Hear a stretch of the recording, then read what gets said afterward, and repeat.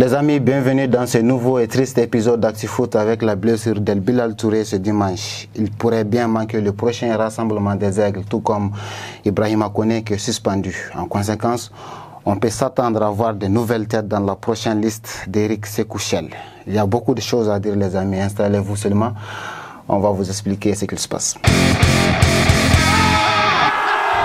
On commence par un petit briefing sur la semaine des Aigles. En Angleterre, Abdoulaye Doucouré a encore fait parler de lui ce week-end. Buteur avec Everton le samedi surpassé, le milieu de terrain malien a encore été décisif le samedi dernier lors de la victoire des siens contre Brentford à l'occasion de la 27e journée de Premier League. L'international malien s'est en effet reconverti en passeur décisif sur l'unique but de la partie inscrit en 1 minute seulement après le coup d'envoi. Cette victoire ô combien importante assure une 15e place au Toffees qui lutte pour le maintien. Cheikh Doucouré était pour sa part en suspension. Exclu le week-end surpassé après avoir pris 2 cartons jaunes en moins de 3 minutes. La star de Crystal Palace a manqué cette 27e journée qui a opposé son équipe à Manchester City le samedi dernier. Ses partenaires se sont inclinés par la plus petite des marges mais conservent leur 12e place dans la deuxième partie du tableau. L'actuel meilleur intercepteur de la Premier League fera son retour le week-end prochain, avant de retrouver la sélection la semaine suivante. Moussa Djenepo est quant à lui sorti de la feuille de match de l'équipe de Southampton qui est allé accrocher Manchester United ce dimanche. Les Saints sont malgré tout derniers de la Premier League, même s'ils ne sont qu'à 1 point du 15e Everton. En Allemagne, Amadou Haïdara a sorti une grosse performance le samedi dernier pour célébrer son 101e apparition en Bundesliga avec le RB Leipzig.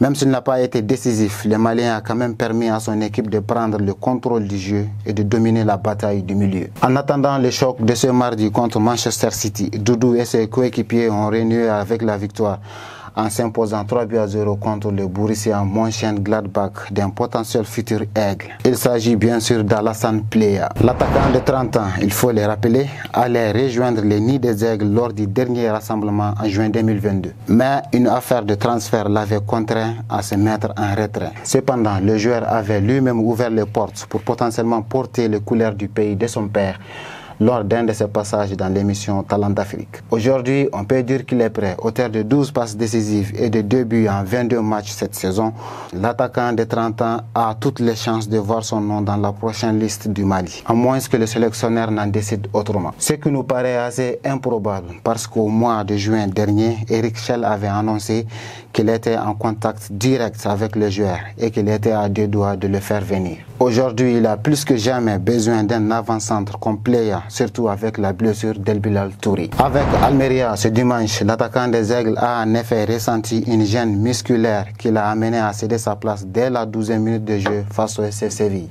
Le buteur malien va passer des examens supplémentaires pour évaluer l'ampleur du problème, mais sa disponibilité pour le prochain rassemblement des Aigles reste incertaine. C'est un coup dur évident pour Eric Schell qui devra aussi faire sans Ibrahima Koné qui a pris un rouge direct contre Soudan. Mais cela peut profiter à un autre crack qui aurait déjà reçu sa convocation. En effet, selon plusieurs médias nationaux, Fousseini Diabaté, le joueur du Partizan Belgrade, auteur de 7 buts et 6 passes D en 37 matchs cette saison, serait la surprise du patron de l'équipe du Mali. Âgé de 27 ans aujourd'hui, l'ailier franco-malien serait enfin disposé à rejoindre les nids des aigles dès la prochaine liste. Il faudra donc qu'on s'attende à avoir de nouvelles têtes dans cette équipe malienne qui domine son groupe G pour les qualifications à la CAN 2023. En France, après plusieurs semaines de convalescence, le capitaine des Aigles et du Stade Rennais, Amari Traoré, a fait son grand retour samedi en ouverture de la 27e journée de Ligue 1 contre l'AJ Auxerre de Birama Touré qui est aussi capitaine de son équipe. Nos 2 Maliens et leurs partenaires respectifs se sont quittés dos à dos par un nul vierge. Mais cela profite plus à Birama et ses compères qui prennent un point notable dans la course pour le maintien. De son côté, l'excellence du latéral malien Massadio Haïdara s'est régalé dimanche en venant assez rapidement à bout de Clermont avec déjà 3 buts d'avance avant la pause. Le défenseur des Aigles a débuté le match dans le 11 de départ et il a plutôt bien géré son rôle sur le côté gauche. Solide dans ses interventions défensives, Massadio a aussi réussi de percer tranchantes avant de céder sa place au retour des vestiaires. Avec cette victoire, les Sang et Or profitent du revers très amer de l'AS Monaco pour retrouver le podium de Ligue 1. Touché à la cheville il y a une semaine, Mohamed Kamara n'a pas pu se remettre sur pied à temps pour prendre part à cette 27e journée. Son absence a donc pénalisé l'équipe de la Principauté qui s'est inclinée à domicile dimanche contre le Stade de Reims de Cameroun Doumbia. Le prodige malien a quant à lui vécu le 19e match sans défaite de son équipe sur le banc de touche. Les Rémois, désormais intraitables en Ligue 1, ne sont plus qu'à 4 points des places européennes. Pour sa part, Montpellier reste aussi imbattable en Ligue 1 depuis que ces deux Maliens, Falaï et Kiki Kouyaté, gèrent la défense. Ce dimanche, les Montpelliérains sont parvenus grâce encore à une solidité défensive remarquable de battre 1-0 Ajaccio pour s'éloigner encore plus de la zone rouge. Dans le même temps, Ibrahima Koné et le FC Lorient ont renoué avec la victoire en s'imposant facilement 2-0 contre 3. L'équipe de Kwame Nguessan.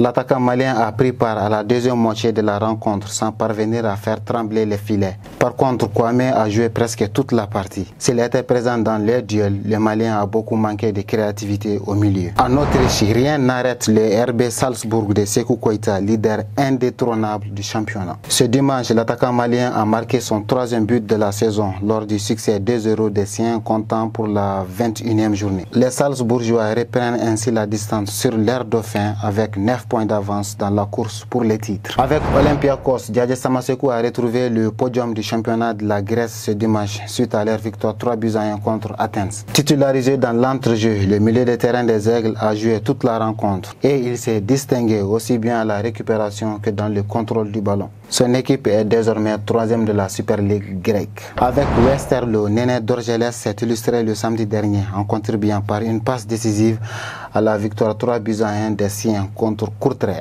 en marge de la 29e journée de Pro League. Le prodige malien est actuellement l'un des joueurs les plus décisifs du championnat belge. En Ligue des Champions CAF ce samedi, Aliou Dieng n'a rien pu faire pour éviter une lourde défaite de 5-2 à son équipe Al Ahly contre Sundowns. Les milieux maliens et ses coéquipiers, finalistes de la dernière édition, enregistrent ainsi leur 2e revers en phase de groupe et s'éloignent un peu plus de la qualification en 8e. Les amis, c'est fini pour aujourd'hui. Dites-nous en commentaire le joueur que vous attendez le plus dans la prochaine liste du Mali. Eric Chelle devrait la publier en fin de semaine.